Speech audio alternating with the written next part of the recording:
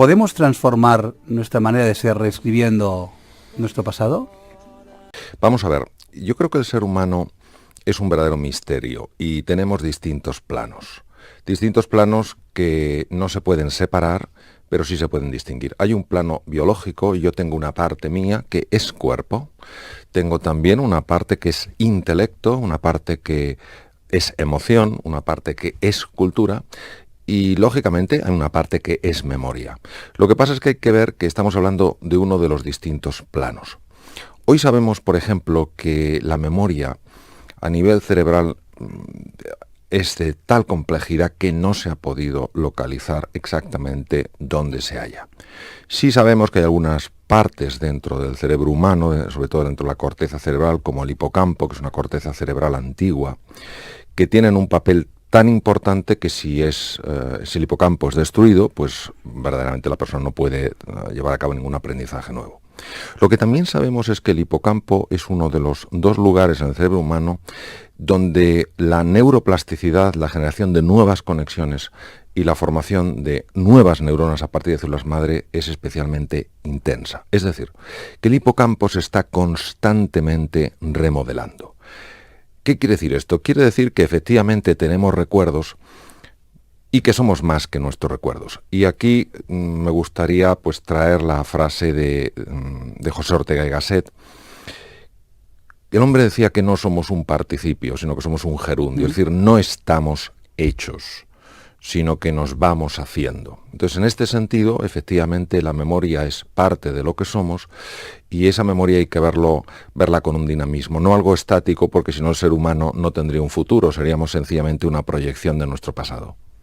¿Preguntar es un arte? Preguntar es la consecuencia de varias cosas. Primero, hablo de la pregunta honesta, de la pregunta que verdaderamente quiere descubrir algo. Primero, revela por parte del que pregunta una humildad, un reconocimiento de que hay algo que no se sabe y que se quiere saber. En segundo lugar, demuestra curiosidad, demuestra ese interés por ahondar, por profundizar en algún aspecto de la realidad. En tercer lugar, implica inteligencia. ¿Por qué? Porque el ser humano, cuando hace un juicio, de alguna manera reduce mucho lo que es la realidad. Nosotros vemos aspectos parciales de la realidad, pero tenemos la sensación de que lo que vemos es la totalidad.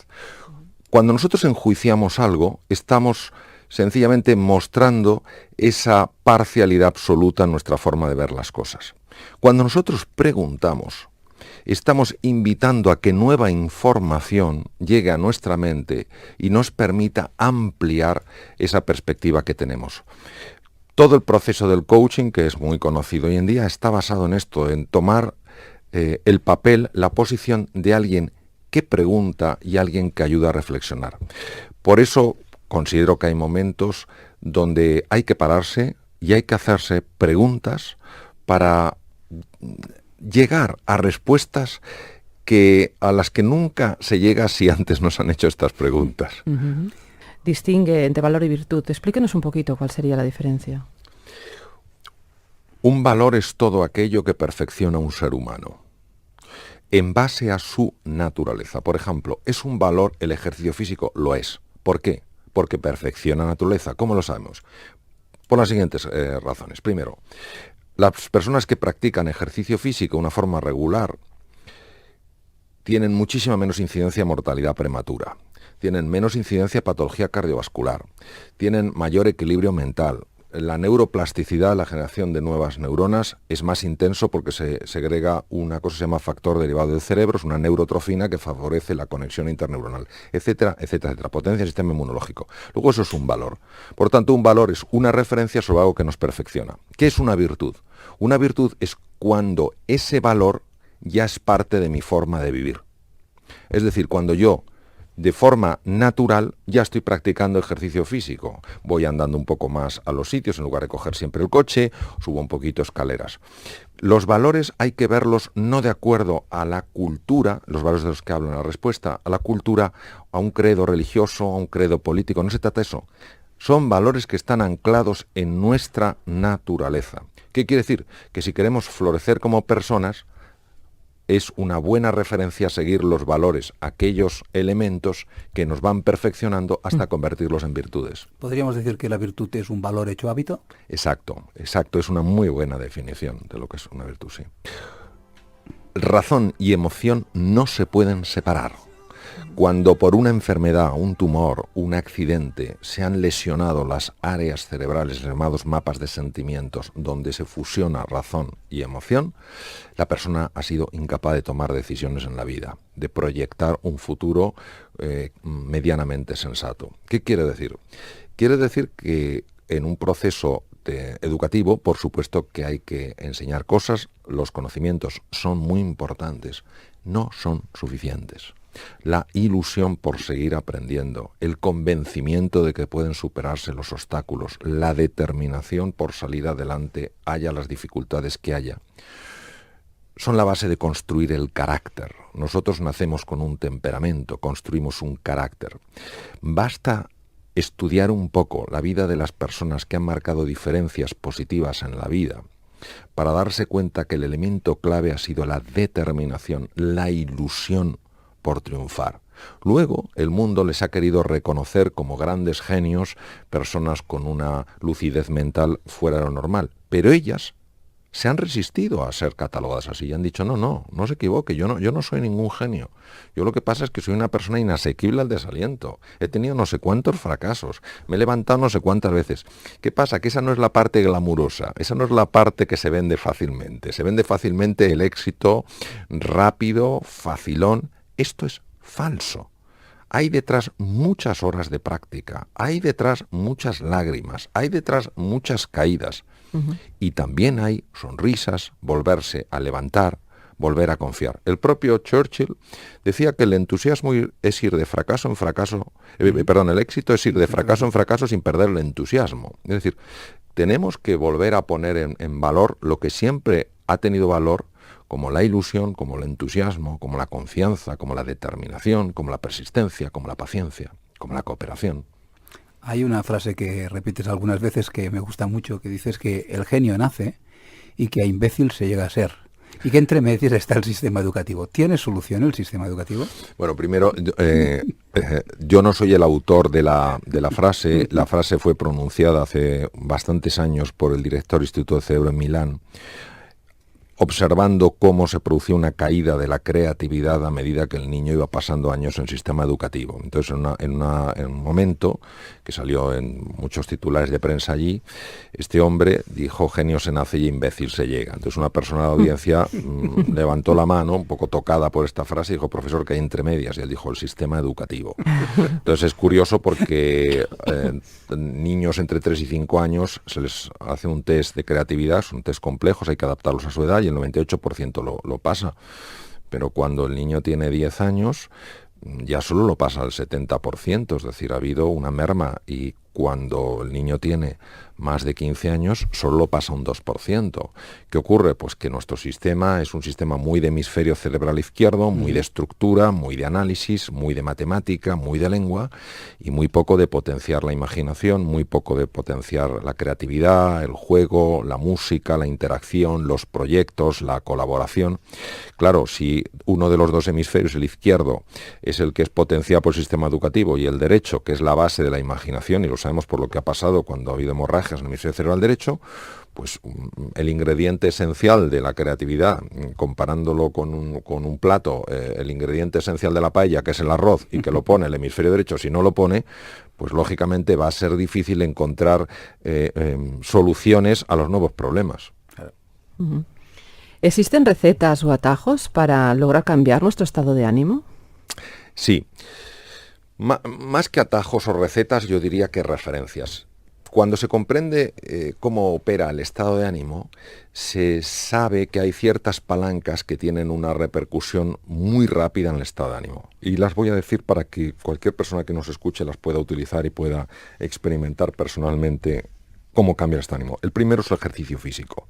Cuando una persona sienta que está muy irascible o muy deprimida o muy frustrada, de verdad que le sugiero, por propia, no ya por investigación, sino por propia experiencia, que empieza a hacer ejercicio físico, se ponga unas zapatillas, se ponga a andar rápido por la calle o a correr o monte en bicicleta. ¿Esto en qué se basa? Se basa en que los estados de ánimo, el ánimo es el alma, tienen lógicamente una repercusión corporal, fisiológica. El ejercicio físico libera, voy a hablar solo de dos cosas porque hay otras cosas que libera, también muy interesantes, me llevaría tiempo, libera endorfinas y libera oxitocina. Las endorfinas producen una sensación de bienestar, lo cual es porque son opiáceos endógenos, produce una sensación de bienestar, lo cual es muy favorable en ese momento que la persona se siente anímicamente mal. Pero es que además la oxitocina, que es otra hormona que se libera con el ejercicio físico, bloquea los centros del miedo. Muchas veces nuestra angustia, nuestra desesperanza, nuestra ira no son más que una expresión con distintas caras del miedo. El segundo elemento o la segunda palanca para cambiar el estado de ánimo es la conversación. Hablar con alguien con quien tengas confianza, no pidiéndole que te solucione nada, sino sencillamente compartiendo tu sentir. En este caso también la base fisiológica, aunque es muy compleja, la base fisiológica tiene mucho que ver con la liberación de oxitocina. La oxitocina es una hormona de tremendos efectos beneficiosos. Siguiente elemento es cambiar la atención. La mejor forma de cambiar la atención es hacerse una pregunta. Por ejemplo, si uno cree que todo es una basura en su vida, la pregunta es, ¿hay algo en mi vida que tenga valor? Y a medida que empiece a buscar en otro lugar, se dará cuenta de que a lo mejor esa persona está sana. ¿Cuántas personas están enfermas? O se dará cuenta de que tiene alguien que les quiere. ¿Cuántas personas hay que no sienten que nadie les quiere? O que están en un país donde gozan de libertad. ¿Cuánta gente está en países que no gozan de libertad? Y así van cambiando el estado de ánimo. Otra forma es cambiando el tipo de palabras que usamos. Las palabras generan cambios en el estado de ánimo. Esto ha sido muy visto allí en la Universidad de Boston. Cuando usamos palabras como constantemente, palabras de problemas, dificultad, maldad, se van generando cambios hormonales y vamos quedando atrapados en esta red de palabras que son fundamentalmente generadoras de aflicción. De ahí también el no tener que juzgar, ni criticar, claro. Claro, porque si tenemos en cuenta cómo juzgamos, nos daremos cuenta que la mayor parte de nuestros juicios, tanto acerca de nosotros mismos como acerca de los demás, tienen una polaridad negativa. Uh-huh. ¿Podría ser que en parte la felicidad se encuentre en hacer posible lo imposible? El tema de la felicidad es harto complejo. Entonces voy a hacer una distinción para que sepamos muy bien de lo que estamos hablando. Uh-huh. Una cosa es el bienestar subjetivo y otra cosa es la felicidad. El bienestar subjetivo es aquello que colma los sentidos. Viajar de una forma cómoda colma más los sentidos que viajar de una forma incómoda. Tomarse un plato rico, pues colma más los sentidos que tomarse algo que no está tan rico. La felicidad es aquello que colma el corazón. La felicidad pertenece a una dimensión diferente del ser humano. ¿Qué quiero decir con esto? Quiero decir que hay personas que tienen un gran bienestar subjetivo y también tienen colmado el corazón. Son personas normalmente que no están aferrados a lo que tienen, son generosos y comparten. Uh-huh. Hay personas que tienen un escaso bienestar subjetivo y, curiosamente, no tienen colmado tampoco el corazón, porque a lo mejor son mucho más envidiosas en su forma de ver, son mucho más críticas. Es decir, hay algo que no coincide entre lo que es el bienestar subjetivo y la felicidad. A mí me gusta definir, es mi forma de verlo, que la felicidad es el descubrimiento de que en nuestro interior ya tenemos todo lo que es necesario para estar tranquilos en la vida, independientemente de lo que nos pase. Por eso los griegos hablaban en este sentido de la paz del sabio. ¿Aconsejas no perder la esperanza? Bueno, vamos a ver. ¿Quejarnos sirve de algo? Yo creo que hay dos tipos de queja. La queja que busca la construcción y la queja que busca sencillamente tomar una posición de víctima o que va más allá y busca la destrucción. Yo creo que decir lo que no está bien con la intención honesta de que se arregle y con nuestra voluntad de participar en ese arreglo es imprescindible. Porque si no, cosas que no deberían de funcionar se mantendrán funcionando. Cosas que no deberían estar seguirán estando. Ahora, cuando la queja es sencillamente el grito de la persona que está en las gradas, que tira la piedra y esconde la mano, cuya intención real no es mejorar las cosas, sino conseguir que los demás le presten atención, meter ruido, yo creo que esa queja es profundamente dañina para todos, para el que tira la piedra y para el que recibe la piedra. Respecto al... Especialmente para el que recibe la piedra. Claro, el que recibe la piedra y también el que la lanza, porque cuando se toma esa posición de víctima, está muy visto ya en medicina, que las posibilidades de enfermar suben tremendamente, porque te estás poniendo en una posición en la cual tú no tienes ninguna influencia sobre lo que sucede. Te estás declarando inepto para cualquier tipo de solución, aunque sea la sencilla. Y esto el organismo lo nota y reacciona de una forma que no suele ser positiva. Respecto de la esperanza, vamos a ver. Hay... a ver cómo puedo explicar yo esto con un poco de claridad. Lo único real es el presente. Todo sucede en el presente. Lo que pasa es que hay una parte de la mente humana que tiene una tendencia inmensa a no estar en el presente y a estar en el pasado o en el futuro. Esto puede tener una connotación negativa o puede tener un aspecto positivo. ¿Cuándo tiene una connotación negativa? Tiene una connotación negativa cuando estoy tan apegado a mi pasado que todo lo que yo proyecto en el futuro es sencillamente una continuidad del pasado. Entonces el pasado ya no me está influyendo, sino que me está determinando. ¿Cuándo tiene un impacto positivo? Tiene un impacto positivo cuando yo me digo a mí mismo, yo sé que lo único real es el aquí y el ahora. No hay nadie que haya podido viajar al pasado o viajar al futuro. Lo único real es ahora. Yo también puedo decir, ahora bien, yo tengo esta capacidad de proyectar el futuro. ¿Qué futuro puedo proyectar que genere en mí la suficiente ilusión como para que me dé fuerza en el presente? Este es el uso precioso, magnífico, enormemente posibilitador de la imaginación. Es decir, crear una realidad en el futuro que empiece a moverme ya en el presente.